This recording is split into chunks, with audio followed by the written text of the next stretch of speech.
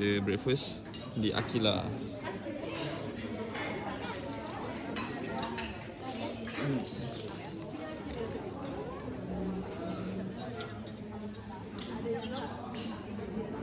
So best tuan-tuan puan, trip kita yang kali ni ke Cape Town, kita merasai pengalaman tengok binatang secara live depan mata.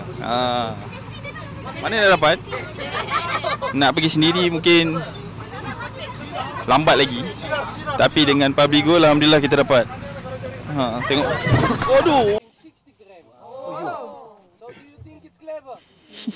The bones that they have actual weight.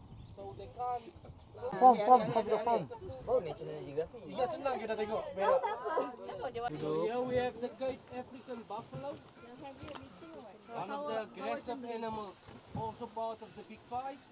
You know why it's part of the Big Five? Why the Big Five? Dia tengok sana.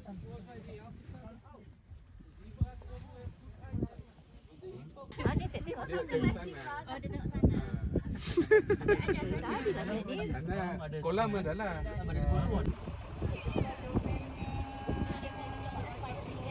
Dia 7 botol sudah berak.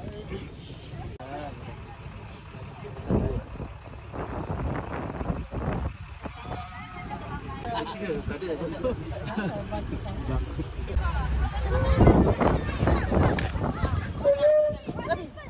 Tak, cakap tadi kan? Betul kan? Tangan-tangan jangan keluar. Saya datang je dia Very projek. close to lions. Male and female. Female, ini female. Oh, sen pun jatuh. Baru 5 minit mate. Wah, dia bagi pun.